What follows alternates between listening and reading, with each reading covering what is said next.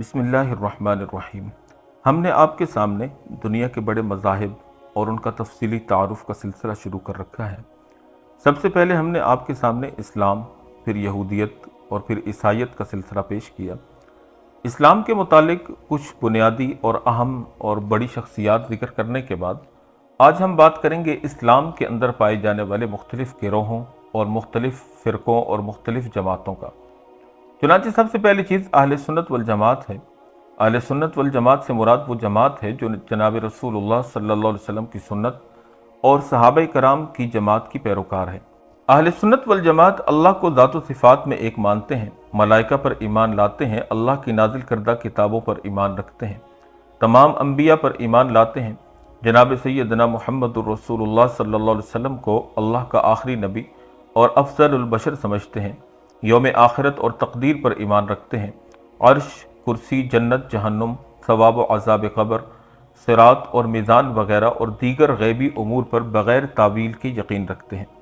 قیامت کے دن اہل ایمان کے لیے اللہ کی زیارت کو حق سمجھتے ہیں، شفاعت انبیاء و صالحین پر ایمان رکھتے ہیں اور اولیاء کی کرامات کو برحق سمجھتے ہیں۔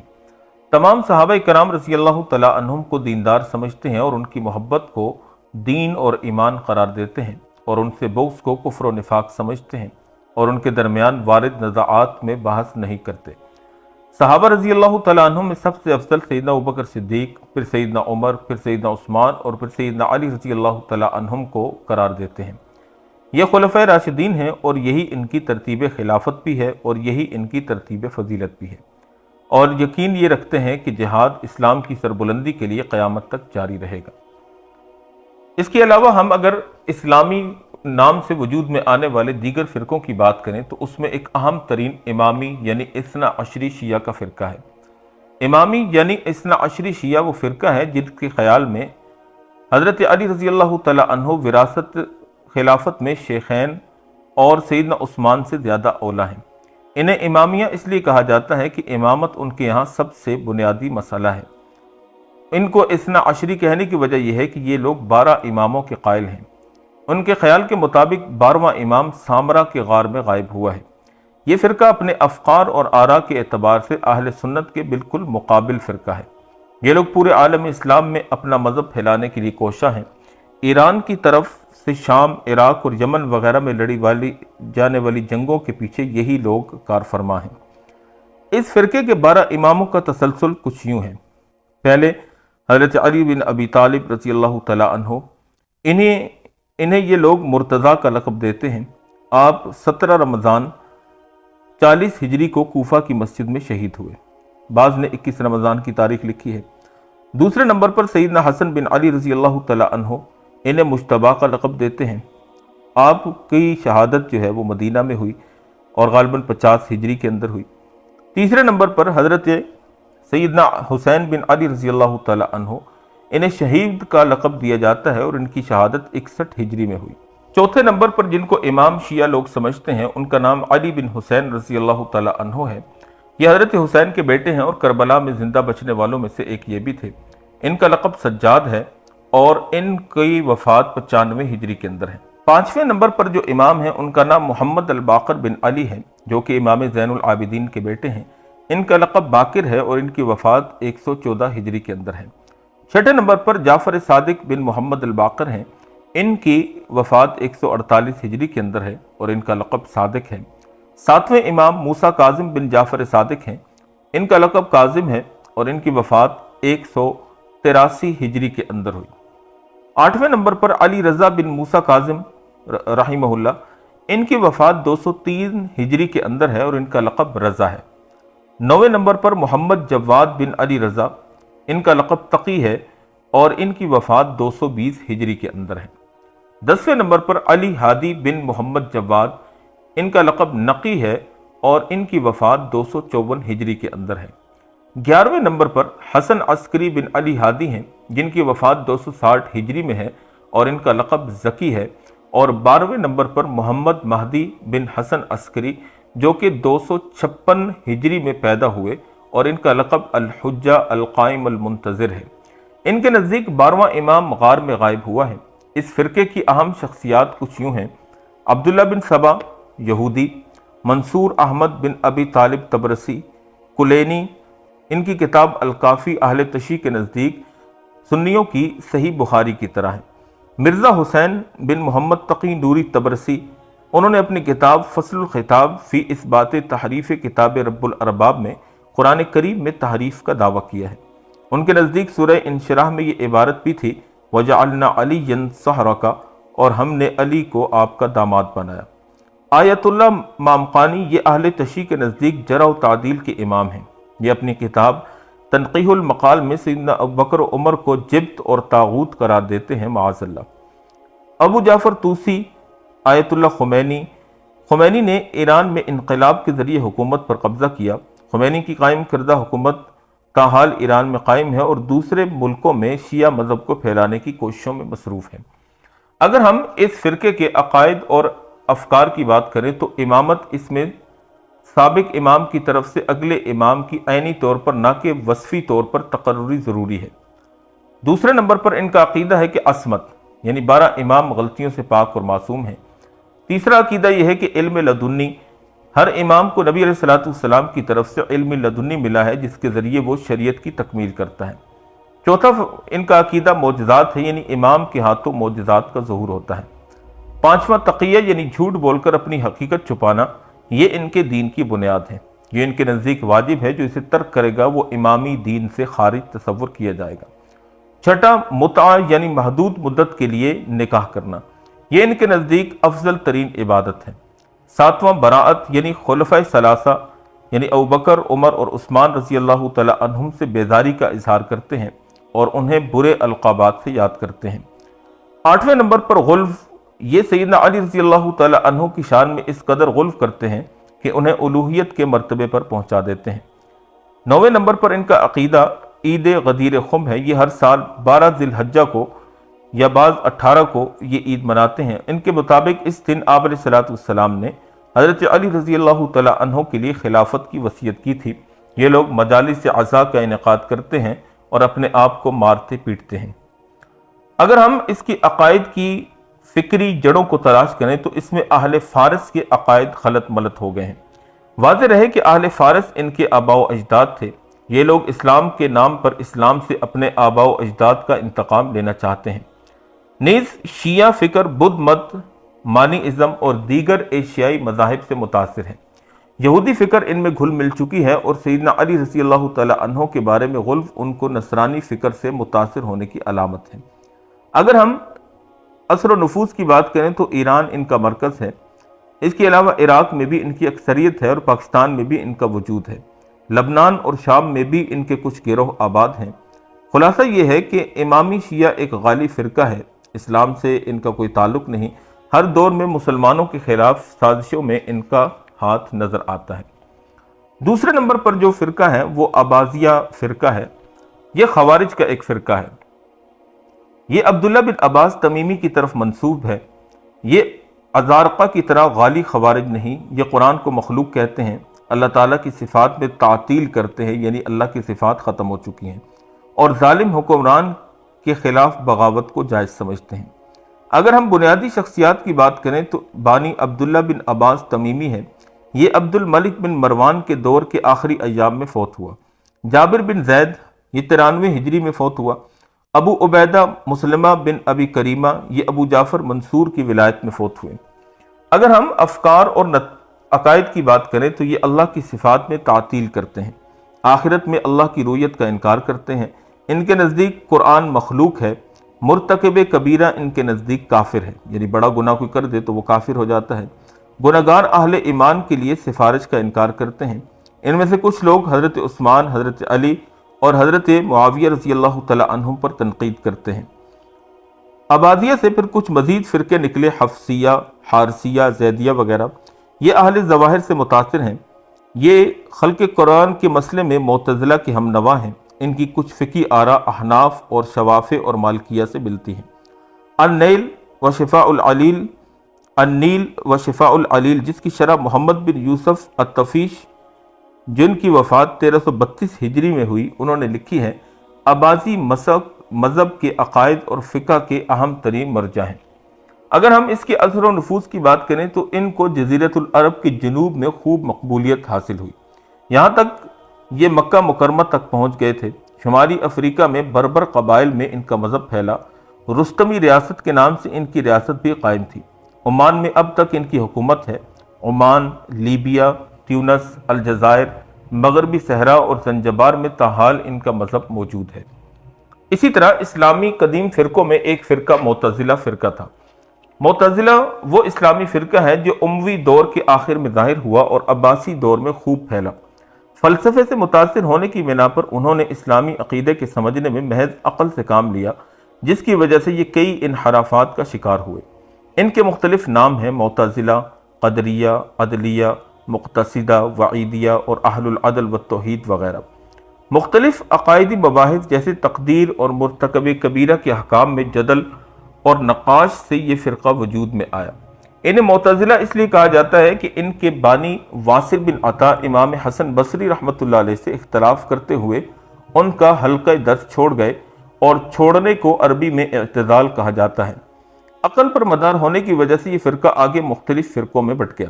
عباسی دور میں مامون الرشید کی جانب سے اعتزال اختیار کیے جانے کے بعد یہ فرقہ خوب طاقتور ہوا، چنانچہ خلق قرآن کے مسئلے میں امام احمد بن حنبل کو کوڑے بھی مارے گئے۔ جب متوکل خلیفہ نے 232 ہجری میں خلافت سنبھالی تو انہوں نے اہل سنت کی طرفداری کی اور معتزلہ کی طاقت کا خاتمہ کر دیا۔ آل بویہ کے دور 334 ہجری میں معتزلہ کا شیعوں کے ساتھ گٹھ جوڑ ہوا۔ موجودہ دور میں معتزلی فکر چند ادبا کے ہاتھ میں دوبارہ لوٹ آئی ہے۔ معتزلہ فرقے کی اہم شخصیات کی اگر بات کی جائے تو ابو الہذیل حمدان بن ہذیل علاف، جس کی وفات 226 ہجری کے اندر ہے۔ دوسرا ابراہیم بن یسار بن ہانی نظام، بشر بن معمر بن عباد سلمی، ابو عثمان جاحظ، قاضی عبد الجبار بن احمد حمدانی، یہ اس کی بڑی اور اہم شخصیات میں شامل ہیں۔ اگر ہم ان کے افکار و عقائد پر بات کریں تو ان کے عقائد میں انسان مکمل طور پر خود مختار ہے، وہ اپنے افعال خود پیدا کرتا ہے، چنانچہ اسی وجہ سے وہ مکلف ہے۔ کبیرہ گناہ کا مرتکب نہ مومن ہے اور نہ کافر، بلکہ وہ درمیان میں ہے۔ معتزلی مذہب کے 5 بنیادی اصول ہیں: عدل، توحید، وعدہ و وعید، منزلۃ بین المنزلتین، امر بالمعروف اور نہی عن المنکر۔ معتزلہ کا ایک اصول عقل پر کلی اعتماد ہے، چنانچہ اس کی وجہ سے ان میں بہت زیادہ فرقے پیدا ہوئے۔ علماء اسلام نے انہی کے اسلوب میں ان کو جواب دیا۔ ان علماء میں امام ابو الحسن اشعری رحمہ اللہ سر فہرست ہیں۔ فکری عقائد کی جڑیں اگر ہم ان کی تلاش کریں تو اللہ تعالیٰ کی صفات کی نفی کرنے میں یہ یہودی فکر سے متاثر ہیں، تقدیر کی نفی کرنے میں یہ نصارہ سے متاثر ہیں، اور اللہ تعالیٰ کی ذات و صفات کے موضوع میں معتزلہ یونانی فلاسفہ سے متاثر ہیں۔ اگر ہم موجودہ زمانے کے اندر معتزلی فکر کی بات کریں تو معتزلی فکر مختلف ناموں یعنی روشن خیالی، عقلیت، تجدد کے نام سے زندہ کرنے کی کوشش کی گئی ہے۔ یہ لوگ اسلامی نصوص کی عقلی تفسیر کرنے کی ناکام کوشش کرتے ہیں، معجزات وغیرہ کا انکار کرتے ہیں، یہ غیبی امور میں عقل کا استعمال کرتے ہیں۔ یہ لوگ شرعی احکامات جیسے مرتد کی سزا، جہاد کی فرضیت اور حدود وغیرہ میں تبدیلی کی کوشش میں مصروف ہیں۔ یہ لوگ حجاب، تعدد ازدواج یعنی زیادہ شادیاں کرنا اور دیگر امور میں عقل کا استعمال کرتے ہوئے شرعی احکام کو ہدف تنقید بناتے ہیں۔ اس اعتزالی فکر کی موجودہ داعیوں میں سعد زغلول، قاسم بن امین۔ بر صغیر میں سر سید احمد خان اس اعتزالی فکر کے زبردست داعیوں میں سے تھے۔ سر سید احمد خان کے نزدیک تجارتی معاملات میں معمولی یا سادہ سود جائز ہے، رجم اور حرابہ کی سزا غلط ہے اور جہاد منسوخ ہے۔ سر سید کے شاگرد سید امیر علی نے مسلمان عورت کی کتابی مرد سے شادی کو جائز قرار دیا۔ اسی طرح مرد و زن کے اختلاط کو بھی انہوں نے جواز کی سند عطا کر دی۔ اسی طرح جاوید احمد غامدی بھی اعتزالی اور سیکولر یعنی لادین فکر کا داعی ہے۔ اسی طرح اگر ہم فرقوں کی بات کریں تو زیدیہ فرقوں میں سے ایک اہم ترین فرقہ ہے۔ زیدیہ شیعوں کا ایک فرقہ ہے، یہ تمام شیعی فرقوں میں سب سے زیادہ معتدل اور اہل سنت کے قریب ہے، لیکن یہ افکار و عقائد میں معتزلہ سے متاثر ہیں۔ یہ حضرت ابوبکر و عمر و عثمان کی خلافت کو صحیح سمجھتے ہیں، کسی صحابی کی تکفیر ان سے ثابت نہیں ہے۔ اگرچہ بعد میں زیدیہ سے نکلنے والے دیگر فرقے سوائے ہادویہ کے اپنے بانی زید بن علی بن زین العابدین کے اصولوں سے منحرف ہو گئے اور شیخین کی خلافت کے منکر ہوئے، اور دیگر کچھ فرقے روافض یعنی امامیوں کے ہم نوا بن گئے۔ فروعی مسائل میں یہ فرقہ احناف کے قریب تر ہے، بہت کم مسائل میں ان کا فقہ حنفی سے اختلاف ہے۔ اگر اس کی بنیادی شخصیات کی بات کریں تو اس کی بنیادی اور اہم شخصیت زید بن علی زین العابدین ہے، جن کی وفات جو ہے وہ 122 ہجری کے اندر ہے، شہادت کا واقعہ پیش آیا۔ انہوں نے ہشام بن عبد الملک کے دور میں عراق میں امویوں کے خلاف بغاوت کی اور اسی میں تیر لگنے سے شہادت پائی۔ دوسرے نمبر پر یحییٰ بن زید، یہ اپنے والد کے ساتھ بغاوت میں شریک تھے۔ ناکامی کے بعد خراسان چلے گئے اور وہیں پر امویوں کے ہاتھوں 125 ہجری میں شہید ہو گئے۔ یحییٰ کے بعد محمد نفس زکیہ اور ابراہیم نفس مطمئنہ نے بھی بغاوت کی اور وہ بھی شہید ہو گئے۔ زیدیہ کی اہم شخصیات میں سے مقاتل بن سلیمان، محمد بن نصر اور صاحب بن عباد وغیرہ قابل ذکر ہیں۔ یمن میں ستمبر 1962 تک ان کی حکومت رہی۔ اب تک یمن میں زیدی کثرت سے پائے جاتے ہیں۔ زیدیہ سے مزید 4 فرقے نکلے جنہوں نے شیخین پر طعن و تشنیع کی: جارودیہ، لیمانیہ، بطریہ، یعقوبیہ۔ موجودہ زیدیوں میں ان فرقوں کی کوئی خاص حیثیت نہیں ہے۔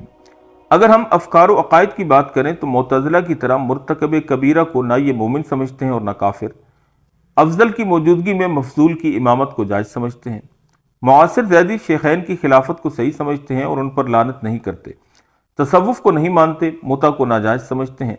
چند اختلافات کے سوا اہل سنت کے ساتھ عبادات و فرائض میں متفق ہیں۔ علامہ ابن الوزیر، ابن الامیر اور علامہ شوکانی زیدیہ فرقے سے تعلق رکھتے تھے، بعد میں اہل سنت سے منسلک ہو گئے۔ معتزل ہونے کے باوجود شیعی رنگ ان پر واضح ہے۔ معتزلہ سے کئی افکار میں متاثر ہیں اور چونکہ امام ابو حنیفہ بانی فرقہ زیدیہ کے شاگرد ہیں، نیز زیدیہ کے پوتے احمد بن عیسیٰ بھی امام ابو حنیفہ کے شاگرد ہیں، اس لیے فقہ حنفی کا اس فرقے پر خاص اثر ہے۔ اگر ہم اثر و نفوذ کی بات کریں تو یمن ان کا مرکز ہے۔ مشرق میں جیلان، تبرستان، دیلم، بلاد خضر، جبکہ مغرب میں مصر اور حجاز تک یہ پھیلے ہوئے ہیں۔ اسی طرح اگر ہم اسلامی فرقوں کی بات کریں تو ایک فرقہ اشاعرہ کا ملتا ہے۔ اشاعرہ ایک اسلامی کلامی فرقہ ہے۔ یہ امام ابو الحسن اشعری رحمہ اللہ کی طرف منسوب ہے، جنہوں نے معتزلہ کے خلاف علمی جہاد کیا۔ اشاعرہ معتزلہ اور فلاسفہ کے مقابلے میں عقلی اور کلامی دلائل سے کام لیتے ہیں اور ان کے ذریعے دینی حقائق اور اسلامی عقیدہ ثابت کرتے ہیں۔ چنانچہ ان کی بنیادی شخصیات میں امام ابو الحسن علی بن اسماعیل اشعری رحمہ اللہ 270 ہجری میں ان کی وفات ہے، یہ پہلی شخصیت ہیں۔ یہ پہلے معتزلی تھے، بعد میں انہوں نے اعتزال کو ترک کیا اور صفات سبعہ یعنی حیات، علم، ارادہ، قدرت، سمع، بصر، کلام کو عقل کے ذریعے ثابت کیا۔ اسی طرح صفات خبریہ جیسے وجہ یعنی چہرہ، قدم یعنی پاؤں اور ساق یعنی پنڈلی میں ایسی تعویل کی کہ جو ان کے خیال کے مطابق عقلی احکام کے ساتھ متفق ہے۔ یہی اب تک اشاعرہ کا موقف ہے۔ آخر میں انہوں نے تمام صفات باری تعالیٰ کو بغیر تکییف، تشبیہ، تعطیل اور تحریف کے قبول کیا اور یہی اہل سنت کا حقیقی مذہب ہے۔ انہوں نے سنت اور عقیدے کے متعلق 68 کتابیں چھوڑی ہیں۔ اسی طرح قاضی ابو بکر باقلانی، ابو اسحاق شیرازی، ابو اسحاق اسفرائنی، امام الحرمین ابو المعالی جوینی، ابو حامد غزالی، امام فخر الدین رازی، اور یہ سارے اس فرقے کی بڑی اہم ترین شخصیات میں شامل ہیں۔ معتزلہ کے رد اور سنت کے دفاع میں اشاعرہ نے نہایت ہی قابل قدر کارنامے سر انجام دیے ہیں۔ سلجوقی دور میں اشر عقیدہ خوب پھیلا۔ مدرسہ نظامیہ بغداد اور نظامیہ نیشا پور نے بھی اس عقیدے کی خوب نشر و اشاعت کی۔ نیز سلطان نور الدین زنگی رحمہ اللہ، سلطان صلاح الدین ایوبی اور فقہائے شافعیہ اور مالکیہ نے اس عقیدے کو خوب پھیلایا، چنانچہ یہ عقیدہ آج تک پورے عالم اسلام میں رائج ہے۔ دوسرے نمبر پر ماتوریدیہ کا فرقہ ہے۔ ماتوریدیہ ایک اسلامی کلامی فرقہ ہے۔ یہ امام ابو منصور ماتوریدی رحمہ اللہ کی طرف منسوب ہے۔ یہ معتزلہ اور جہمیہ کے مقابلے میں عقلی اور کلامی دلائل کا استعمال کرتے ہیں اور ان کے ذریعے دینی حقائق اور اسلامی عقیدہ ثابت کرتے ہیں۔ چنانچہ اگر ہم بنیادی شخصیات کی بات کریں تو سب سے پہلے امام ابو منصور ماتوریدی رحمہ اللہ کی ذات ہے، جو کہ 333 ہجری میں وفات پا گئے۔ یہ نہایت ذکی اور ذہین تھے۔ علامہ ابو الحسن علی ندوی رحمہ اللہ نے انہیں امام عشری پر ترجیح دی ہے۔ ان کی وفات کے بعد ان کے شاگردوں نے ان کے عقیدے کی خوب نشر و اشاعت کی، جیسے ابو الیسر بزدوی، ابو المعین نصفی، نجم الدین عمر نصفی، شیخ محمد زاہد کوثری۔ ماتوریدیہ اور اشاعرہ میں صرف چند مسائل میں اختلاف ہے۔ ماتریدیہ نے معتزلہ، باطنیہ، ملحد، فلاسفہ اور روافض کے خلاف نہایت عمدہ کارنامے سر انجام دیے ہیں۔ کتب حدیث کے حوالے سے بھی ان کی بڑی خدمات ہیں۔ ماتریدیہ اور اشاعرہ نے اگرچہ فلاسفہ کے مقابلے میں دینی عقیدے کو فلسفیانہ انداز میں ثابت کیا ہے، لیکن اہل سنت کا اصل عقیدہ وہی ہے جو امام احمد بن حنبل اور دیگر محدثین کا ہے۔ اگر ہم اثر و نفوذ کی بات کریں تو ماتریدی مذہب بر صغیر، چین، افغانستان، ترکی، روم، فارس، بلاد ماوراء النہر اور مغرب میں پھیلا ہوا ہے۔ اس مذہب کو سلاطین بالخصوص خلافت عثمانیہ کی سرپرستی حاصل رہی ہے۔ امید ہے کہ آپ کو اسلامی فرقوں کی تاریخ اور ان کا تعارف اور ان کی تصنیفی، علمی اور اعتقادی خصوصیات جان کر بہت کچھ نیا سیکھنے اور جاننے کو ملا ہوگا۔ اگر آپ کو ہماری ویڈیو پسند آئی ہو تو اس کو لائک اور شیئر بھی کر دیجئے گا، اور کمنٹ سیکشن میں اپنی رائے کا بھی اظہار کیجئے گا۔ اور آخر میں ہم آپ کو ایک ڈسکلیمر کے طور پر بات کرنا چاہتے ہیں کہ یہ ویڈیو صرف ایک معلومات کی پرپس سے ہماری طرف سے بنائی گئی ہے، جس سے مسلمانوں کے مختلف قدیم اور جدید فرقوں سے آگاہ کرنا مقصود ہے۔ اس کا مقصد کسی کی دل آزاری یا کسی پر تنقید یا کسی کو نیچا دکھانا ہرگز نہیں ہے۔ یہ صرف ایک معلوماتی ویڈیو ہے جس کو آپ صرف معلومات اور علم میں اضافے کے طور پر سنیے، بغیر کسی تعصب اور بغیر کسی فرقہ واریت کے۔ اللہ پاک ہم سب کا حامی و ناصر ہو اور ہمیں قرآن و سنت کے ساتھ جڑے رہنے کی توفیق عطا فرما دے۔